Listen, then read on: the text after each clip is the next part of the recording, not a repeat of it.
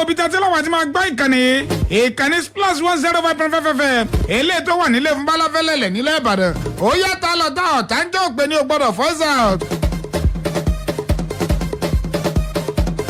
a kú àkókò yìí o ní gbogbo ibi tẹ́ ẹ ti ń láǹfààní láti máa gbọ́ wa torí pé gbogbo ibi ẹ ti ń gbọ́ wa ọ̀tọ̀ọ̀tọ̀ ní àkókò ṣeéṣe kó bọ́ sí àwọn tí ń gbọ́ wa láti agbọn Asia àwọn tó ń gbọ́ wa láti South America àwọn tí ń gbọ́ wa láti ilẹ̀ Europe àwọn tó jẹ́ pé láti agbọn Amẹ́ríkà gẹ́gẹ́ ni ẹ ti ń gbọ́ wa ọ̀tọ̀ọ̀tọ̀ làkókò kálukú ọ̀bọ̀ sí o ló jẹ́ àmọ́ kí gbé ẹ̀kú déédéé wòye gbogbo ibi tẹ́ ti lábàá ti máa gbọ́ wa. dá lọ́tà ìròyìn eré ìdárayá ilé ìtọ́dún ti gbẹgbẹ nǹkan sí i à ń láǹfààní láti máa túnṣe ẹ̀dẹ́sàlẹ̀ kòkò lọ́sàn-án tèmi o àwọn ìròyìn tó jẹ́ igbe ọ̀tàkókò bákan náà àwọn ìròyìn yàjóyàjó tẹ́lẹ̀yìnbó ń pè ní breaking news bí bá ṣe ń balẹ̀ báyìí náà láàmú gbà síra wa láà.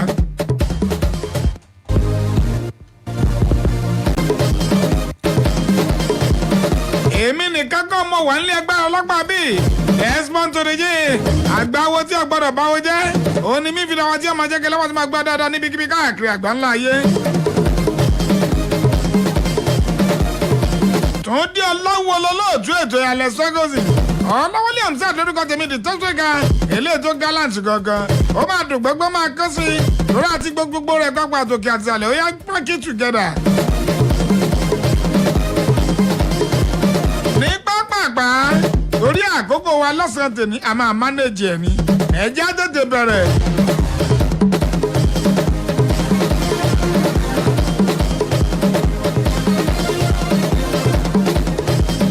ìyẹn ìdíje ẹ̀jẹ̀ á tètè bẹ̀rẹ̀ o ká tètè bẹ̀rẹ̀ láti ilẹ̀ Ìbàdàn bí òun náà láti mú wá tá a bá sọ nípa ìfigagbága Royal Rumble Olúbàdàn Cup eléyìí tí ń lọ lọ́wọ́ ní pápá àṣẹrẹ ti Olúbàdàn Stadium eléyìí tó wà ní agbègbè Ìyágẹkú ńlẹ̀ Ìbàdàn ti alágbára bí àwọn ẹgbẹ́ agbábọ́ọ̀lù mẹ́jọ wọ́n ti yàn yọ sí ìpele kẹta sí àṣekágbá ìyẹn quarter finals aago 3 lọ́sàn-án èní òní wọn ò yí koto láti mọ báwo wọn ṣe máa kojú ara wọn ẹgbẹ́ agbábọ́ọ̀lù mẹ́jẹ̀ẹ̀jọ tí wọn ò yí koto fún rèé 3SC di Olúyọ̀lé Warriors Fia Academy Adéwálé FC Kiki FC Ògbómọ̀ṣọ́ United Òkè Àdó United Mogim FC àti Don FC àwọn mẹ́jẹ̀ẹ̀jọ yẹn òun náà ni wọ́n máa ṣàlàyé fún o tí wọ́n máa ṣe ètò ìyíkoto fún tó bá ti ń da aago 3 lọ́sàn-án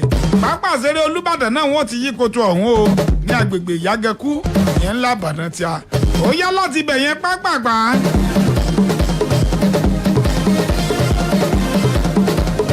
Olùkọ́ni Ladamboso ó ti jẹ́ òdi mímọ́ o nípa ikọ̀ Flying Eagles ikọ̀ jẹ̀rẹ́ tó jórí wọn bẹ lábẹ́ 20 ọdún eléyìí tí a máa gbéra tó bá ti ń di lọ́túnla máa lọ sí ìlú Cotonou ní orílẹ̀-èdè Republic of Benin gẹ́gẹ́ ni ó ti wáyé o ìlú Cotonou ibẹ̀ náà ni ó máa gbàlejò ìdíje wáfù.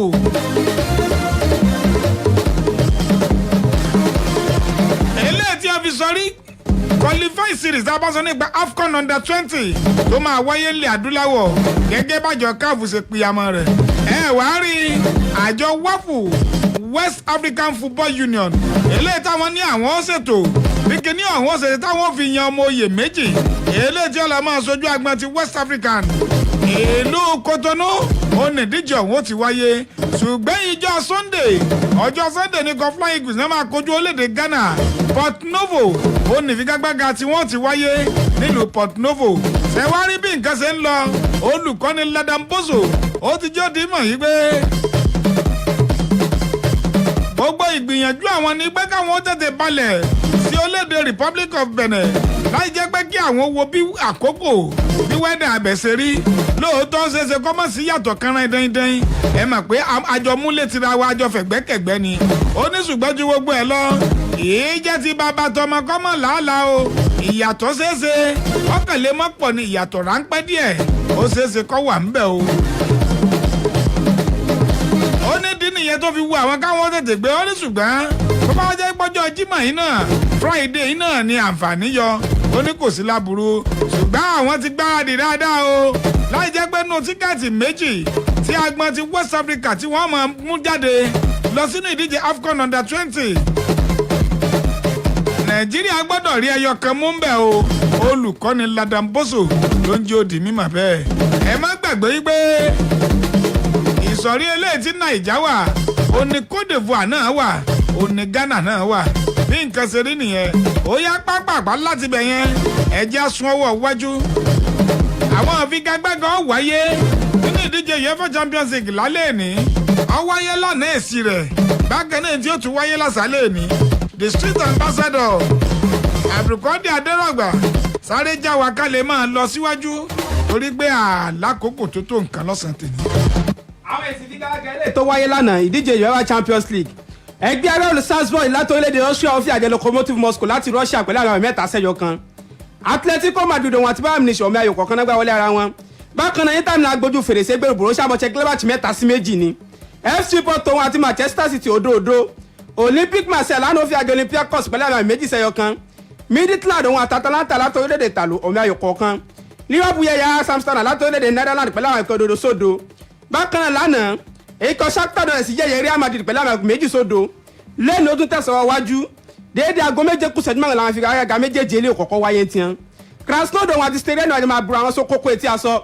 Istanbul jẹ́jẹ́ yóò máa mú kọ́lọ́kọ́lọ́ RB Leipzig aago 7:05 ni. Déédé aago 9 gẹ́gẹ́ Club Brugge wọn àti St. Petersburg wọn àti máa ṣe àwọn olóògùn ẹ̀yìn. Juventus yóò máa gbàlejò Dynamo Kiev. Borussia Dortmund wọn àti Lazio wọn àti máa mú nǹkan lẹ̀. Ferencváros láti orílẹ̀-èdè Hungary òun àti Barcelona láti orílẹ̀-èdè Spain. Manchester United yóò mọ lọ́kìtìpì lálẹ́ ní pẹ̀lú PSG láti orílẹ̀-èdè France. Chelsea òun àti Sevilla àwọn àyàn kájẹ ẹlẹ collectively aago 9 gẹ́gẹ́ ni o. Ẹ̀yin ẹ sọ lánàá pé ẹ fún àwọn ọmọ kúmọ̀sẹ̀ ní nǹkan bíi pé tí wọ́n gbẹnu sí ṣe tàná yẹn náà ò tún ṣe dáadáa náà ni. Tàná ò wá o Madrid ni o. Ní kíni. Ló gbèrú wa o. Madrid ló gbèrú yìí. Madrid ló sọ wá di báyìí. Bó o lẹ́sẹ̀ dà. Bẹ́sẹ̀ gùn mí náà ni. Ẹ ti dìdàkudà lóòótọ́ Ọlọ́run kò ń yọ ẹ máa bá ti ń lọ.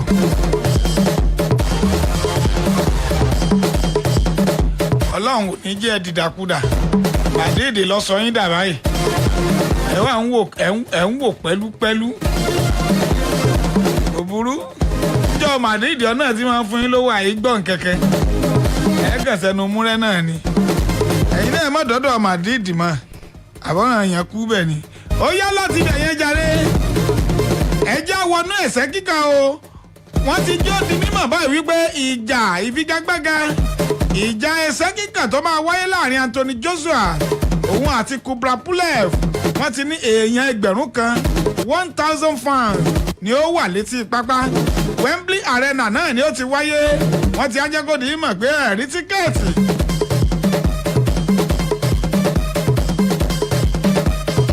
tíkẹ́ẹ̀tì táwọn èèyàn wọlé wọ́n lọ bẹ̀rẹ̀ láti orí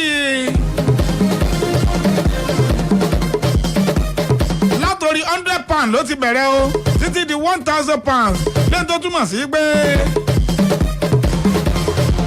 £100 ìyẹn £100 sí £1,000 £1,000 òun náà ni owó táwọn èèyàn wọlé tá a bá wá ń sọ wípé ìjà yìí ẹ mọ̀ pé tẹ́lẹ̀ rí wọ́n ti ní pé wọn ò ní láǹfààní láti jẹ́ pé kí àwọn èèyàn kankan wà létí pápá látàrí ti COVID-19 ṣùgbọ́n wọ́n ti wò ó pé bí nǹkan ṣe rí pẹ̀lú bí ó ṣe sí àwọn pápá àṣẹrí kan lẹ̀ díẹ̀ ní agbọ̀n bì kan nílẹ̀ Gẹ̀ẹ́sì ni a tún fi wò báyẹn o Anthony Joshua àtijọ́ di mímọ́ o oníṣẹ́ àríta Tyson Fury ẹ máa rò pé bóyá lókìkí àbó lókìkí kan tá àríwú ẹ̀ rí.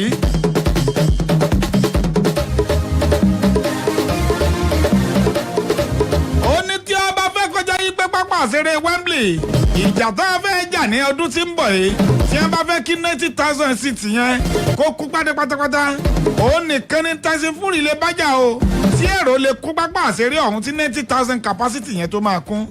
tá a bá ń sọ nípa ìjà eléyìí tí wọ́n ti ń pìyàmọ láàrin Anthony Joshua àti Tyson Fury bí nǹkan ṣe rí lápá ibẹ̀ yẹn nìyẹn ó yẹ pápá láti bẹ̀ ẹ̀jẹ̀ á kú òun bẹ̀ yẹn ká bọ́nu bọ́ọ̀lù aláfẹsẹ̀gbá lọ́wọ́ kan.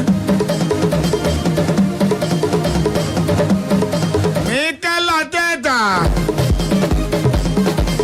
ó ní kí àwọn alákòóso ikọ̀ Gunners kí wọ́n ní sùúrù kẹ̀ wọ́n ń kẹ́jú kẹ̀ kí ló ń kàn yín lójú ẹ fara yín balẹ̀ torí pé kò ní í ṣe wù bẹ́ẹ̀ ni ò ní í bẹ́wù dé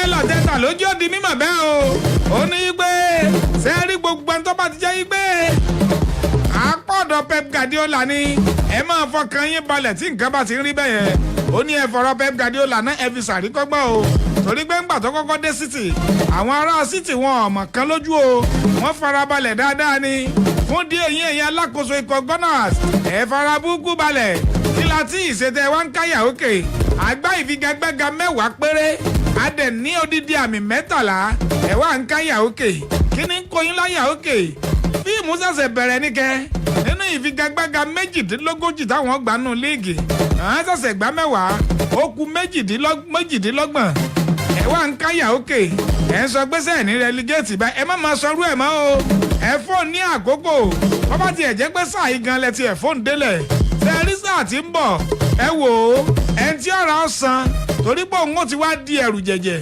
sí everybody lọ́rùn ni o Mikel Arteta ní sọ bẹ́ẹ̀ o ìbí náà láti sáré wí nǹkan kan àbí méjì lórí ọ̀rọ̀ Mikel Arteta tó ń jẹ́ kó di mọ̀ fún àwọn alákòóso ikọ̀ Gunners sí pé ẹ ní sùúrù ẹ calm down kò séwu kankan kò séwu lẹ́gbẹ̀rún ẹ̀kọ́ àfi gìrìrì àparò àti gìrìrì àparò àti ewu bẹ̀ ẹ jẹ́ àbí àwọn Mr. Gúdúgúdú léèrè kí wọ́n ká sọ kankan àbí méjì àgùdédé wòye o arábìnrin Mọ́rẹ́nikẹ́ Adékọ̀yà aka ìyálóde gbogbo àwọn aláìsàfíìsì látòkè délẹ̀.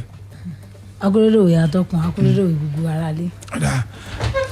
iService Amando Tìjání Olóko dáná. Akúrédè òye àtọkùn akúrédè òye gbogbo ara lé. Ọ̀gbẹ́ni Gúdúgúdú ẹlẹ́yìn jàkàjàkà. Orúkọ tèmi ni Akóredé Yusuf. má wulẹ̀ sọ́kọ ẹ̀ máa ti sọ́kọ rẹ fáwọn èèyàn a ti pè fún wọn pé Gúdúgúdú. Ẹ̀yin tí wá ń lé ẹ̀ wálẹ̀ o ọ̀tá lẹ́yìn tí wọ́n ẹ̀ ní dòpè láéláé. Abdulwasi Muhammadu Yusuf Akóredé ló ń kí yín o ẹ kú dédé àsìkò yìí ní gbogbo ibi tẹ́ ti ń gbọ́ káàkiri àgbáláyé. àwa náà ti kí ẹ káàkiri àgbáláyé tẹ́lẹ̀ iService. ó kọ tèmi lèmi fi sọ ọ́n. mo ń lájẹ wọn mẹ́tí ń kí wọn. iService la bá ń bẹ̀ àti dákọ̀ rẹ fáwọn èèyàn. ẹ bá wọn iService ní jókòó yìí. Gúdúgúdú abẹ̀yìn jákàjàkà àwọn èèyàn ti mọ̀. oye òkú lẹ lè jọ yìí. wọ́n ti ti sọ wọ́n ní ẹni tí ó jẹ ọ̀tún bá iService lè jókòó. àwọn gangan Ta ni ẹ fẹ́ ní fún? àpèsè iService Rotimi Victor wọn fẹ́ fún. iṣẹ́ àárọ̀ tiẹ̀ wulẹ̀ ni. èmi náà rí Zura iService lára rẹ̀ ìrọ̀pẹ́ yìí náà rí Zura iService ń bẹ lára rẹ̀ òun àti gojú rẹ̀ irú go Mọ́rẹ́nikẹ́ni. ó yàtọ̀. ó yàtọ̀ sí. ó yàtọ̀ kọ́ Gbénga ni. ẹ já wo ọ̀rọ̀ Mikel Arteta ó ní kèétí ìtakókò tó yẹ kí àwọn alákòóso ọmọ káyà òkè pé gbogbo ohun tó ń ṣẹlẹ̀ pé àwọn nílò àkókò láti jẹ́ pé kí nǹkan ó sarajọ pé láti á máa káyà òkè nírú déédéé wòye àbí ká máa ro káàkan lọ máa ronú kan tí ọ̀yẹ́ wọn máa rò pé àbí kí wọ́n gbaṣẹ́ lọ́wọ́ rẹ̀ ó ní èrò burúkú tí ọ̀dà rárá ni èrò burúkú gbá alẹ́ ayé yìí ni ẹ̀ ń bá ń rorú èrò bẹ́ẹ̀ lọ́kẹ́ kó tiẹ̀ kọ́kọ́ mọ́kàn rẹ̀ kó pé kọ́mọ̀ tiẹ̀ kọ́kọ́ ro kankan pé àbí kí wọ́n sàkẹ́ ni ó ní sọ kí wọ́n kàńdà pé ìṣe 13 points kò tí ì bad fún ọmọlúàbí nínú ọgbọ̀n. èwo nù ọgbọ̀n. 30 points nù náà bá ní 13 pass ní àbí kejì. average kan o. ó ti mú un náà lọ ebi méjì náà ni o 30 ebi méjì náà ni wọ́n fún on trial. wọ́n ya méjì on trial wa on trial. èmi rò pé tábàwọn tó ṣẹlẹ̀ àrèpé ó ní í ṣe pẹ̀lú bí nǹkan ṣe dà káàkiri àgbáláyé àwọn tó jálàkóso bọ́ọ̀lù aláfẹsẹ̀gbá kò sẹ́ni kankan tó retí pé ọ̀nà ó dà á mọ́ àwọn tó jẹ́ olólùfẹ́ káàkiri àgbáláyé kò sẹ́ni tó ń dúró de pé ẹjẹ́ àti ìgò bẹ́tà sùúrù lérè sùúrù lérè ọlọ́sọ̀gò lẹ́ everybody lọ kọ́lé sí láwọn wọ́tà wáyé èmi rò pé tó ń ṣẹlẹ̀ lọ́nà àmúlòkó lọ́nà àkànrán èmi rò pé tábàwọn tó ń ṣẹlẹ̀ á rí pé ó nílò kó tó ayẹ́ pé lódodo bá mọ̀ pé òun lè fix ẹ̀ tí ò ní dàrú nígbà tí kò bá gba ìfẹsẹ̀wọnsẹ̀ 10 tó score goal 10 tó ti concede bóyá bíi goal 12 àbí nǹkan. àwọn penalty wà ń bẹ. penalty mẹ́nu 10 táwọn náà goal. so èmi rò pé ebi penalty wọn fi score máa ń yùnjó ni tábà ti rántí gbogbo yòókù. tábà wo dáadáa rí i pé òun fúnra rẹ̀ táwọn ìpínlẹ̀ òdodo ó lọ́nà àbáyọ sí ìṣòro tí ń bẹ ńlẹ̀ yìí kó tètè wá ọ̀nà àbáyọ sí ìṣòro kọjú tó lọ. ẹ tó ń sọ fún náà nìyẹn pé ẹ má kàn lójú no rọsì. ó fún un ní sùúrù dòpin sáà náà láti fix àwọn nǹkan tí. wọ́n wà ipò kẹtàlá àbí kèlú wọn wà báyìí. ṣé 14 ipò kẹrìnlá ipò kẹrìnlá lọ́wọ́lọ́wọ́ báyìí. sọ́dọ̀ àwọn sọ pé òun mẹ́yẹ bọ̀ lápò. sẹ́yìn àwọn dúró de ẹyẹ tí yóò jáde látàpò. sẹ́yìn ẹrẹ ni yóò jáde látàpò. ẹjú gbogbo ẹ lọ tá a bá pín big team dẹ̀ ní kò Arsenal. tá a bá pín líìgì ọ̀nà kalẹ̀ báyìí sí ká ní ìdákanu mẹ́rin ni because 38 matches. taba gbé sí ìṣirò taba gbé sí ratio yìí tí wọ́n ní yẹn sìn ó mọ̀ pé taba fi ìdá mẹ́ta yòókù kan. ó mọ̀ pé ikọ̀ 13 points kan ikọ̀ Chelsea lé sí bẹ́ẹ̀ yẹn o. tẹ̀ ń wí náà nù ẹ̀yin náà yẹn pé ìdá kan nù ìdá mẹ́rin ni. ẹ̀wọ̀n ó improve ni tẹ́yàn bá ní 13 lélẹ̀ second 10 games ó lè jẹ́ 26 so lé sí bẹ́ẹ̀ yẹn yóò kàn fò sókè lẹ́ẹ̀kan náà bẹ́ẹ̀ yìí ṣe ń ṣírò ẹ̀kọ́ wọn ṣe máa ń ṣírò wọ́n èsìjọ́ bí owó. wọ́n èsì points bẹ́ẹ̀ yẹn. ṣe hàn pé àwọn tó kùnà àwọn náà dẹ̀ ní gbọ́mọ dání pé káwọn náà máa wòran kí nǹkan máa ṣàwọn náà. So èmi rò pé wọ́n ní àtòkèrè ní ẹlẹ́kùn jíjìn. òwe tó ọba ní má pa o ó béèrè náà tó bá lọ bàbá ó béèrè lọ bàbá tó lè wé pé owó wo ló fẹ́ pa kí n kọ́ èmi mo lè wé èmi mo lè wé ló máa pòwe tó wá bá pòwe ó gbàṣẹ lọ́wọ́ mi ó tó pòwe. So èmi rò pé àti ìsìn ló yẹ kó ti mójútó ọ̀rọ̀ rẹ̀ nígbà téèyàn gba ìfigagbága 10 tó borí 4 tó pàdánù 5 tó ní ọ̀mì kan so mo rò pé ìyẹn ó jẹ́ nǹkan tí 4 ló borí ó pàdánù 5 ó ta òmì kan 4 péré ló borí nínú 10 so mo rò pé ó kù díẹ̀ káàtó fún gẹ́gẹ́ bí big teams big six sí wọ́n máa ń ka ikọ̀ Arsenal mọ̀ so mo rò pé àti ilẹ̀ báyìí ló yẹ kó ti tètè mú iṣẹ́ yẹn kò yẹ kó máa sọ pé kọ́ṣì fóun lásìkò ó yẹ kó ti tètè mú iṣẹ́ yẹn nísìsiyìí tó láwọn tó kún bẹ́ẹ̀ náà ṣáà ní gbọ́mọ dání pé kóun máa lọ sókè. nǹkan tẹ́mi ń wò ní pé ṣé olùkọ́ ni ó ní ṣòro àbáwọn agbábọ́ọ̀lù. atọ́kùn dábàá ní ká wo nǹkan tó wà nílẹ̀ yìí. àbí bọ́ọ̀dù gẹ́gẹ́. èmi ò bóyá pé. torí kálukú náà ló ní lọ́wọ́ o. torí ikọ̀ tó wà ló ń fún láàyè sọ gbogbo tó ń sọ yìí torí ó ń wò pé òun òwúlẹ̀ bá ikọ̀ inú 4 àkọ́kọ́ tó ń lọ gbá ìdíje UEFA Champions League náà tẹ́lẹ̀ pé sáà tá a wà iná bó bá ṣe. tó bá jẹ́ yí pé wọ́n kọ̀mpìtì fún Champions League ní sáà tó kọjá. tó wá ń dán gbogbo ilé tó ń dánwò nínú kẹgbẹ́ agbábọ́ọ̀lù tó lọ Champions League lọ́dún yìí ṣùgbọ́n tó yẹ pé àṣeyọrí sáà tó kọjá ló fi wà bẹ́ẹ̀ léyìí tó túmọ̀ sí pé sáà tó ń bọ̀ lọ́hùn kò dájú pé ikọ̀ yìí ó kópa yóò tún gbá Champions League kò bá ti wà nù wà láti gbá 2022 kò bá ti wà kò dájú pé yóò wà bẹ́ẹ̀ kó tó dìgbà náà bẹ́ẹ̀ ni kò bá ti wà nù wàhálà ju bó ti wáyé lọ ṣùgbọ́n àwọn alákòóso kẹgbẹ́ agbábọ́ọ̀lù Arsenal ká ló sì wà ní béèrè UEFA Europa League wọn ní fọ́nkún ju bó ṣe wáyé lọ ṣùgbọ́n torí wípé ó ti wà ní level tí wọ́n wà ní sáà tó kọjá lọ wọ́n ti wà nísàlẹ̀ ju bẹ́ẹ̀ lọ ló jẹ́ kán máa fọ́n. lẹ́tọ̀ tí wọ́n sì pé nínú àkọsílẹ̀ nínú start wọ́n sọ wípé almost 39 years ago worst performance Arsenal rè láti bí 39 years ago. Una Emery tí wọ́n gbàṣẹ́ lọ́wọ́ rẹ̀ kò burú fún báyìí mẹ́rin. worst tó báyìí. so eléyìí burúkú jáì ṣùgbọ́n tí ni wọ́n farabalẹ̀. gbogbo ìdísọ́ tó ní wọ́n máa farabalẹ̀ òní kò lè tèwọ́ gbọ́n dá sọ́rọ̀ rẹ̀. kò sẹ́ni tí yóò farabalẹ̀. kò sẹ́ni kankan tí yóò farabalẹ̀ fún olólùfẹ́ gbọ́n wọn gbogbo ètí ń wí o táwọn èèyàn olólùfẹ́ bá gbọ́ kó má gba nǹkan mìíràn nínú wọn. yẹn bá jalè kan wọn ti ń gbọ́ tẹ́lẹ̀ ẹjẹ́ àdójú ọjà ká padà dé ẹjẹ́ àdójú ọjà ká padà dé tá a bá ti ká wo kí ni nǹkan tí ó tún wà ń bẹ̀ kú kalẹ̀. àwọn ohun mímu tí ń fúnni lágbára mìíràn máa ń ṣe ìlérí agbára ṣùgbọ́n yóò wà báyìí ohun tí ìwọ nílò nìyí ohun mímu afúnilágbára Predator tuntun jọba nínú ààfin rẹ 200 naira péré ni. You fit become 1960bet millionaire this Christmas with just 1,000 naira. Remember, say 1960bet don't come back better, stronger, and reliable. This millionaire promo now from their new management for their online and shop customers plus agents. First prize now 1 million naira. Visit www.1960bet.com. 1960bet, play and win. We wish you a Merry Christmas. We wish you a Merry Christmas. Splash FM Lagelu FM Father Christmas Fun Fair 2020 is here. Merry Christmas. The Splash FM Lagelu FM Father Christmas Fun Fair 2020 begins on the 1st of December to the 24th of December 2020 at the Palms Shopping Mall, Ring Road, Ibadan. There will be lots of games, freebies, face painting, gifts, dancing competition, and lots more. Time 9 a.m. to 5 p.m. weekdays, 9 a.m. to 7 p.m. on Saturdays, 11 a.m. to 7 p.m. on Sundays at the Palm Shopping Mall, Ring Road, Ibadan. Gate fee is 1,000 naira. We will undergo the NCDC measures against COVID-19 with the use of face masks and hand sanitizers. For more inquiries, call 0805 699 8701 and 0805 699 8703. Don't be left out. It's a digital world, and the internet has opened businesses to the world. Your customers are everywhere, and they get to order for your products everywhere they are. Getting your products to your customers promptly and intact shows you are reliable and that we have them coming back for more. And that's where Fortham Express comes in.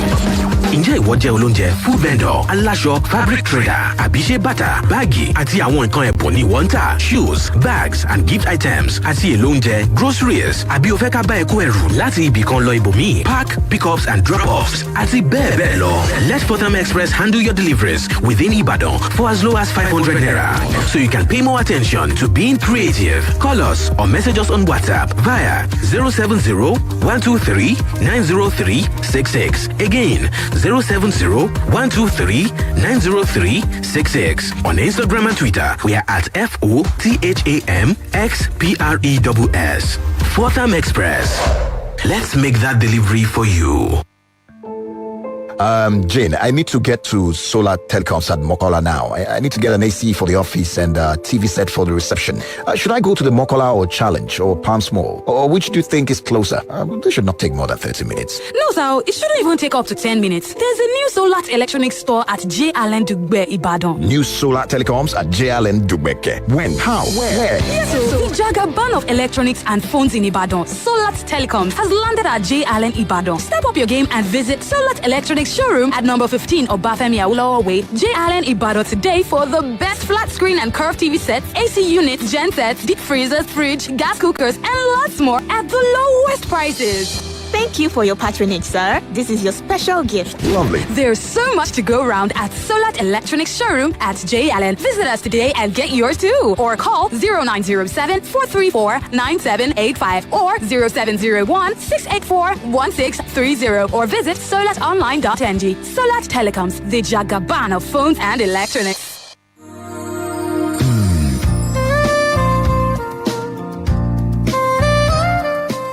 A fully furnished, nice and comfortable hostel accommodation in University of Ibadan, or a place for seminars and executive trainings at the same venue? You do not have to worry. Adebayo Akonde Hall suits your lodging needs and provides you a home away from home. Adebayo Akonde Hall is a 4-star hostel built in a serene environment with constant supply of electricity. It has fully furnished rooms that gives you great comfort at an affordable price. Adebayo Akonde Hall is located at Ajibode Extension, University of Ibadan. To make reservations, visit www.adebayohall.com or call the numbers 0805-699-8718, 0805-699-8719, 0805-699-8720. Adebayo Akonde Hall. Built for comfort. Built for you.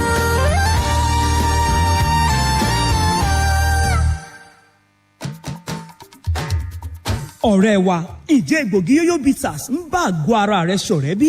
ìtumọ̀ ni pé ṣé ò ń lo egbògi yóyó bitters lójoojúmọ́?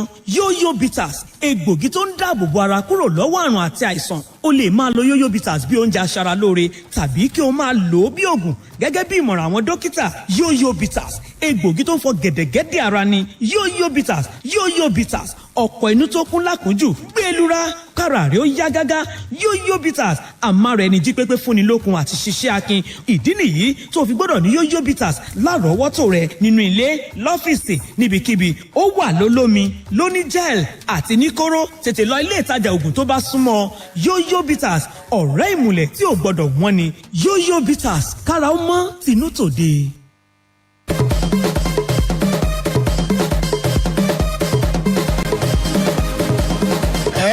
padà látọjú ọjà ìkànnì splash 105.5 FM ilé fún balabẹ́lẹ̀lẹ̀ nílẹ̀ ìbàdàn yàtọ̀ àlọ́ta ọ̀tá ń jẹ́ òpè ní o gbọ́dọ̀ voice out o. pàápàá pápápá olùkọ́ni Jose Mourinho òun ló wà nídìí ọ̀rọ̀ o tí ikọ̀ Tottenham tí wọ́n fi kọ̀já lọ́yìn pé Christian Eriksen àwọn ò ní padà rà mọ́ torí pé Inter Milan ti padà fi lọ̀ wọ́n yí pé ẹ dákun ẹ lóòótọ́ àwa la wá tá a múra kankan kánjọ́ kìíní àná pé Christian Eriksen o ẹnjọ́ náà lọ́rùn àti ẹ̀ní ọmọ bú yín gan pé ká ẹ lè fi lọ́rùn lẹ̀ kó lè lọ nígbẹ̀yìn àgbàlágídí ṣùgbọ́n gbígbà tá a wá gbà tán kò padà wúlò fún wa o àwa wò ó ike bóyá ilé nílò ẹ̀ bóyá manua rẹ̀ ẹ̀ padà fi manua rẹ̀ lẹ̀ ọwọ́ yín náà ni ó wà ikọ̀ Tottenham tiẹ̀ ti padà ń wò ó gbé ọmọ wa náà nì kí la wá fẹ́ ṣe a lè sọ pé kì í sọmọ wa mọ́ ṣùgbọ́n olùkọ́ni Jose Mourinho ló takú kẹlẹ̀ ìgbé irọ́ o ṣèbí ń jọ́ kínní àná ló múra kẹ́kẹ́kẹ́ tí ń yàká sí gbogbo yín fún díẹ̀ yìí ó ti lọ́ ti ẹ̀ nìyẹn o ẹ má gbé agbábọ́ọ̀lù kan wá láti wá da inú ọkọ̀ tòun rú lọ́wọ́ yìí o Mourinho ní ọ̀jẹ́ Christian Eriksen ó padà sínú ọkọ̀ Tottenham Hotspur o láti bẹ̀ ikọ̀ Madrid wọ́n ti padà fẹ́ gbà fọ́lọ́run lórí ọ̀rọ̀ Eden Hazard o wọ́n ní pẹ̀lú bí ọ̀rọ̀ ṣe ń lọ yìí ó dàbí ẹni pé àwọn wà báwọn ṣe fi owó kún Eden Hazard láti gbé Kylian Mbappe ni o torí pé Eden Hazard ọ̀nà kúkú dé náà dídé rẹ̀ kò jájá jẹ kò yé èrùn tàn ní o torí pé gbogbo ẹ̀ náà kàn sáṣà kọ̀ bí ẹnu ìbí ìgbà tí èbó bá fẹnu ọkọ̀ ṣẹlẹ̀ ní o bí ẹ bá náà gbá bọ́ọ̀lù máàcì méjì fáwọn báyìí bí ọ̀sẹ̀ mẹ́rin wọ́n lọ ilé àárẹ̀ nígbà wọn bá sí edé báyìí wọ́n ti di sàkà ọ̀rọ̀ bọ̀ sẹ́yìn náà làwọn àjókòó ti tá máa sanwó fún lọ́sọ̀ọ̀sẹ̀ wọ́n ti ń gbìyànjú wọ́n ń gbèrò láti fi owó kún Eden Hazard láti gbé Kylian Mbappe nínú ọkọ̀ Paris Saint-Germain ìyẹn táwọn yẹn bá gọra wọn. bákan náà alákòóso ikọ̀ Real Madrid wọ́n ní wò ó Zinedine Zidane àbí kí wọ́n ní ẹ̀ ń pè ọ́ àrùn tí ó kọ̀ rẹ̀ kejì olóko tó ń jẹ́ náà nìyẹn ìjọ olóyìnbó lọ́wọ́ dàbá ń tẹ̀ wá mọ́ ọkọ̀ mi mọ́ wọ́n ní bínú bá ti ń bí àwọn ẹ̀wọ̀n yìí sábà mọ́ ọkọ̀ èèyàn mọ́ top striker làwọn fi jọ wọ́n ní wò ó rí báyìí ìfigagbága mẹ́rin òun ni a fún ọ báyìí láti dáàbò bo sẹ́ẹ̀rẹ́ o bí bẹ́ẹ̀ gan nǹkan ṣẹlẹ̀ ó ní kí ló fẹ́ ṣẹlẹ̀ gan-an wọ́n ní ẹjẹ́ àjọ máa wò bọ̀ o ṣùgbọ́n a fún ọ ní ìfigagbága mẹ́rin kó o fi ṣe àtúnṣe eléyìí tó gbẹngbọ́n sínú ọkọ̀ ti Real Madrid o sórí gbogbo rọ̀bọ̀rọ̀bì eléyìí tẹ̀ ń bá ká láti bí ọjọ́ mélòó yìí tá ń wò tá ń fọwọ́ ra yín lórí kọ̀sẹ́ tí ó fọwọ́ ra yàn lórí mọ́tọ́rá olólùfẹ́ ti ń bínú o wọ́n ń para gidi gan nígboro ayé ni o fún díẹ̀ yìí àwa náà wà ní lajú wálẹ̀ o títàlùbọ́ sí èkó bọ̀ lóòótọ́ ti gbìyànjú fún arísùgbẹ́ lélẹ́yìí tó ń ṣe yìí wọ́n dàbí ẹni pé bíi ká ní pé iṣẹ́ ọ̀fẹ́ yí ọmọ bóyá ṣe ẹ̀tọ́dún tó lọ lọ́mọ ọmọ sí ọdún yìí mọ́ fún díẹ̀ yìí tọ́ bá igbá ìfigagbága mẹ́rin tí ọ̀sá yí padà ọ́ padà ṣe gàyà fún wa ni o alákòóso Korea àní ẹ̀ ń jẹ́ kó di ìmọ̀ fún olùkọ́ni Zinedine Zidane nínú ìròyìn tá a wá ń gbọ́ ni pé bí ìgbà wọn ti ń wò ó pé Mauricio Pochettino bóyá Mauricio Pochettino òun náà ní ọ̀tọ̀wọ́ gba iṣẹ́ ẹ̀kọ́ Real Madrid ṣé bí Mauricio Pochettino bá gbàṣẹ ṣé bí ìgbà àtẹ̀yìn bá kú òun from fry pan to fire ṣe ń kọ́ òun. èmi rò pé èmi ò rí wọn gẹ́gẹ́ bí ẹni tó fẹ́ lọ síwájú tó máa gbàṣẹ lọ́wọ́ ru olùkọ́ni Zinedine tẹ́ wọn lọ gbéṣẹ́ fún Pochettino. òun náà sì try gan náà òun náà try o. kò sí wọn fẹ́ lọ síwájú. ẹ mà kó iṣẹ́ ní Spain rí nínú Espanyol.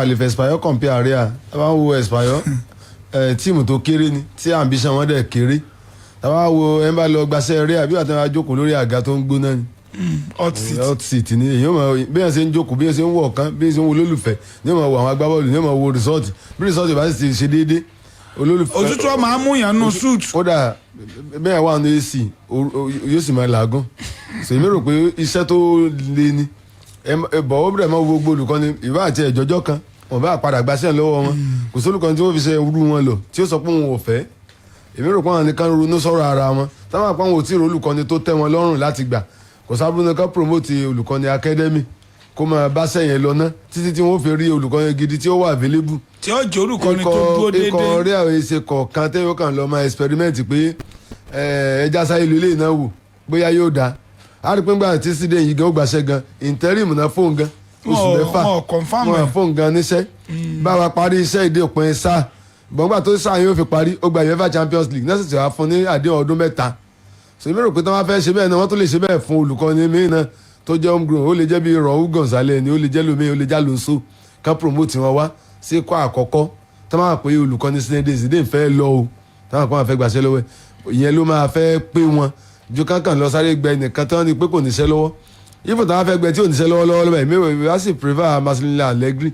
ok Allegri láti Allegri náà sì wà nù ó sì wà lẹ́yìn tí ò níṣẹ́ lọ́wọ́ ojú ẹ̀ ti rókun ó sì ti rọ́ọ̀sán. ó ti ṣe dáadáa ó ti dé UEFA Champions League final rí pẹ̀lú Juventus èmi rò pé rúù yẹn gan tó fẹ́ wá ìdí. Juventus ni wọ́n jọ wà nù ẹgbẹ́ èèyàn lè máa sọ pé àtàlejò máa sọ̀rọ̀ rèé olùkọ́ni láti olùkọ́ni tó ti kóòtù Juventus rí tá a gbà wá sínú Korea ó sì ń jọra wọn ó súnmọ́ra wọn bọ́ká sọ pé olùkọ́ni kan ti kóòtù Tottenham Hotspur ó ti kóòtù Espanyol ó ti kóòtù Southampton rí làwa dúró lórí pé làwa fẹ́ lọ mú wá tí wàá yọ tí wàá kó a. ó lè surprise package. tí wàá kó akọjú òkun pupa. orí ọmọ lọ jánu òkun pupa. èèyàn náà jánu òkun pupa olóore lọ ni. lágbára jù ọ̀dà náà kò burú torí àkókò mo fẹ́ ká ẹjẹ́ àfẹ́ ìfigagbága yìí lójú ẹjẹ́ àfẹ́ lójú ìfigagbága láàrin kan Manchester United torí ẹjẹ́ abẹ́rẹ́ báyìí tá a bá wo ikọ̀ yìí olóòótọ́ ṣíṣe dáadáa tiẹ̀ náà ti yàtọ̀ ṣùgbọ́n ikọ̀ tí ń bọ̀ wá bá wọn ìrètí tiwọn ó wà lórí ìfigagbága àtàlẹ́ yìí ìyẹn Paris Saint-Germain. tí o sọ náà àbáyọmí. tá a bá sì wo nígbà àwọn jọ pàdé ní eléyìí tó lọ náà kìí ti tẹ lọ́dún tó lọ nítorí tó lọ kálójú jọ di ìtara ìwé ìmúni PSG wà ná Man U mọ́lé Man U lọ ná ní ilé tiẹ̀ náà lélẹ̀ Man U lọ kọ́kọ́ lọ ó ti lọ lù mọ́lé PSG lábẹ́ olùkọ́ni Thomas Tuchel àwọn jẹ́kọ̀ọ́ mímọ̀ yìí pé ìtì ń bẹ́ ńlẹ̀ yìí ẹni tí ó kù ó kù ẹni tí ó kù náà ni ó kù ní alẹ́ tèmi o àmì mẹ́ta tó wà ńlẹ̀ làwọn fẹ́ kó lọ torí pé àwọn ti ṣàṣìṣe nígbésẹ̀ àkọ́kọ́ ìgbésẹ̀ lẹ́ẹ̀kejì gbogbo ẹni tí ó bá kú náà ni ó kú o lálẹ́ èní àwọn ò mú 3 points lọ. ikọ̀ Manchester United ń jẹ́ kó wò ó pé àwọn ń jẹ́ kó dé mọ̀ yìí pé níwọ̀n bá àgbà táwọn ti lọ ṣe ibi tó lágbára jù làwọn ti lọ nà yẹn o láti wá sí Old Trafford pé ẹ à ń lé ìjánu kan ẹ wá kó lù lẹ́yìn kò jọ bó ni kí ni káwọn èèyàn ọmọ retí nù fi gbàgbàgà talẹ̀. tá a bá wo ìfigagbága alẹ́ a rí i pé ikọ̀ Man U wọ́n wà ní better position wọ́n balance ju kẹgbẹ́ agbábọ́ọ̀lù PSG lọ ìfigagbága wọn márùn tí wọ́n gbá sẹ́yìn ẹyọ kan péré ni wọ́n pàdánù wọ́n dẹ̀ borí 4 ṣùgbọ́n ikọ̀ PSG àwọn borí 2 wọ́n pàdánù 2 wọ́n ta omi kan ṣùgbọ́n ikọ̀ ẹgbẹ́ agbábọ́ọ̀lù Manchester United wọ́n ṣe àṣìṣe kan lẹ́nujọ́ mẹ́ta ṣùgbọ́n àṣìṣe yẹn wọ́n ṣe mọ́ látàrí wípé pẹ̀lú bí Edinson Cavani bó ṣe ṣe àmúlò agbábọ́ọ̀lù yìí nínú ẹgbẹ́ agbábọ́ọ̀lù wọn tó yí agbábọ́ọ̀lù dẹ̀ ṣe ọ̀pọ̀lọpọ̀ àǹfààní fún ikọ̀ ẹgbẹ́ agbábọ́ọ̀lù débi pé ọ̀pọ̀lọpọ̀ gan padà di ẹ̀bi eré olùkọ́ni Ole Gunnar Solskjaer pé kí ló ní irú agbábọ́ọ̀lù yìí fún tẹ́lẹ̀ tó ń bẹ́ǹchì ẹ̀ fún Anthony Martial. jókà ni. bẹ́ẹ̀ ṣùgbọ́n lẹ́ni olùkọ́ni Thomas Tuchel náà ti sọ pé pẹ̀lú bó yóò ṣe lo Edinson Cavani lẹ́ni tó gbọ́ mọ̀ pé yóò lò torí Anthony Martial ò gbáradì pẹ̀lú wọn ní àyà àjẹta ṣùgbọ́n kó dájú pé yóò gbá bọ́ọ̀lù lẹ́ni olùkọ́ni yìí ń jẹ́ ó di mímọ̀ pé ó ti fa kùdé fáwọn pẹ̀lú bí yóò ṣe lọ Edinson Cavani ó nítorí wípé ibi tá ti affect game plan ikọ̀ ẹgbẹ́ agbábọ́ọ̀lù PSG ni wípé àwọn ó ní àwọn agbábọ́ọ̀lù kan lọ́wọ́ ẹ̀yìn láti fi máa monitor Edinson Cavani ó ní eléyìí ti yọ nu ó ti minus nu àwọn attack.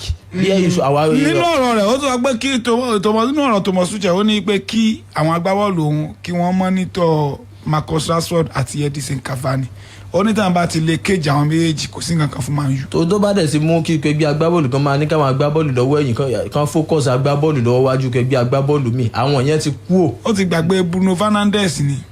bóyá òun wò pé gbogbo tóun máa ń dánwò tiẹ̀ ó ti mọ̀mọ́ kì í ṣe nǹkan tó bí ó ti mọ̀mọ́ pé kínní ṣùgbọ́n nǹkan tó jó di mímọ̀ pé nípa ti Marcus Rashford ni wípé ó ní tá a bá ń sọ nípa pé kí agbábọ́ọ̀lù mi àwọn ní ìgbà tí ìfigagbága ń parí lọ ó ní Marcus Rashford ló ní ìyẹn lápá ọ̀dọ̀ tèmi lẹ́nu mi ò bóyá pé gbé agbábọ́ọ̀lù PSG ló wà ń wàhálà ní tí wọ́n ṣe wà ń wàhálà ni pé Edinson Cavani ilé tó mọ àlùdí àti àpàdé ọwọ́ ẹ̀yìn wọn ó ti wà nù kẹgbẹ́ agbábọ́ọ̀lù Manchester United kò dẹ̀ sí pé mo ti gbá bọ́ọ̀lù nù kẹgbẹ́ agbábọ́ọ̀lù kan rí kan fìyà jẹ kẹgbẹ́ agbábọ́ọ̀lù tí mo wà nísìn ìyẹn ò bóyá agbábọ́ọ̀lù kan. àwọn agbọ́wọ́ ẹ̀yìn ikọ̀ PSG náà mọ àpàdé àtàlùdé ti Edinson Cavani wọ́n mọ sọ́wọ́ gbá bọ́ọ̀lù tiẹ̀ náà. ṣe lápọ̀dọ̀ tèmi mi rò pé gẹ́gẹ́ bí ti ọ̀gbẹ́ni Aisha Mando tó sọ èmi rò pé tó sọ yẹn ojú tó mi fi wo ni pé tí ikọ̀ yìí ò bá lọ ṣàtúnṣe sí ìsọwọ́ ṣe dáadáa lọ́wọ́ wájú wọn wọn á ní ìṣòro tó pọ̀ lálẹ́ ikọ̀ PSG.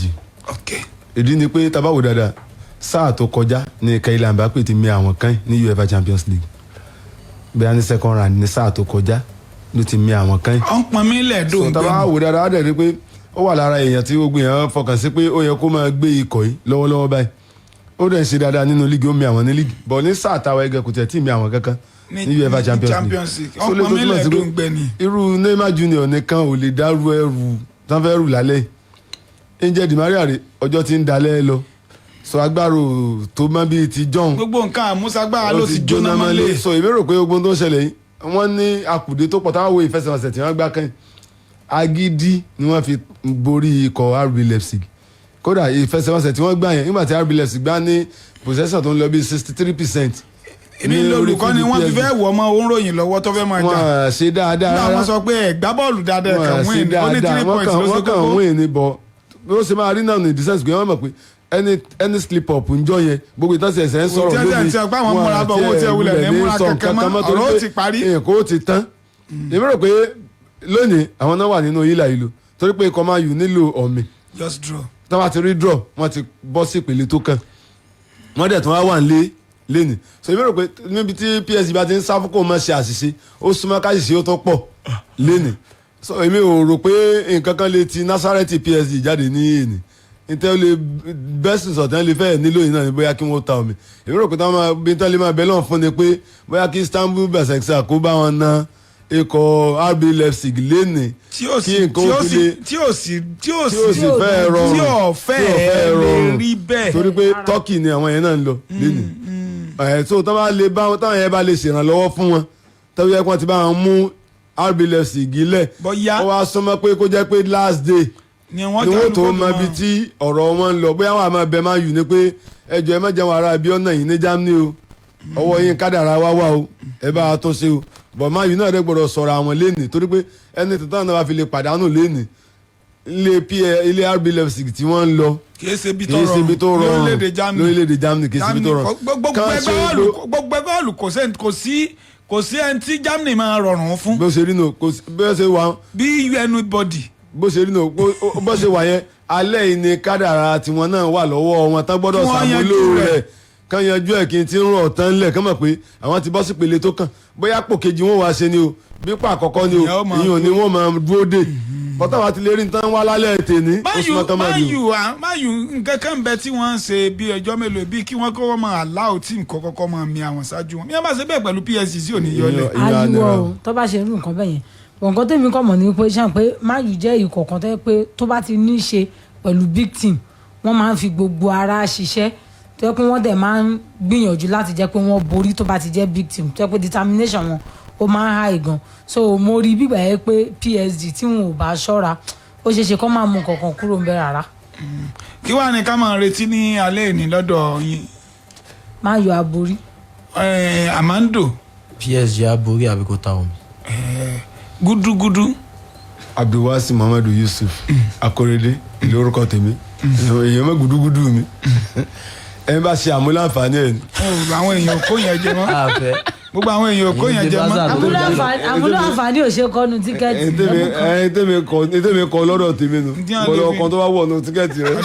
ẹ jẹ́ àwọn ìfigagbága Sevilla àti Chelsea olùkọ́ni ikọ̀ Sevilla Julian Lopetegui ó ní tá a bá ń sọ nílẹ̀ Europe lọ́wọ́lọ́wọ́ báyìí pé team tó ní best attack pé ikọ̀ Chelsea ní ṣé mind game ni. èmi ó pọ́n alátakò rẹ̀ lé ni ó dáa tá a máa ń sọ̀rọ̀ pé olùkọ́ ní pọ́n èèyàn lé kò sábúrú lẹ̀. tá a bá wà kọsílẹ̀ Chelsea ní orílẹ̀-èdè Spain last 10 games ní orílẹ̀-èdè Spain wọ́n borí ìkan wọ́n pàdánù mẹ́ta wọ́n ta omi mẹ́fà ètò túmọ̀ sí pé ilẹ̀ Spain ní èsè ibi tó rọrùn láti máa lọ fún àwọn ẹgbẹ́ agbábọ́ọ̀lù wọ́n máa ń sọ̀rọ̀ pàápàá jùlọ láti ilẹ̀ Gẹ̀ẹ́sì tó fi dórí national team ilẹ̀ Gẹ̀ẹ́sì gan. Spain ò yẹ rọ wọn lọ́rùn. kèé sábà rọrùn fún wa. bó ṣe rí nu so èmi rò pé alẹ́ ní dọ́wọ́n méjèèjì sí qualify o Chelsea nílò ni pé kó ta omi.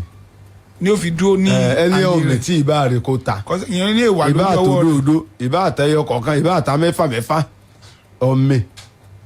ìbọn táwọn ẹni tètè ti yàtọ̀ sọ́mi tó bá fi lè fìdí rẹmi ó bọ́ pò kejì náà yàrá sì bọ́ pò kejì ó lọ bẹ́ẹ̀ nu kìnìún o. ṣé báyà kìnìún ilé tí gbogbo yín bẹ̀rù báyà yẹn. ó set standard ni ikọ̀ kejì ló kó ti Atletico lánàá tí ò lè dámú. second team ní pọ́nbélé. l'Atletico bá gbá tí. ọ̀nà tí o.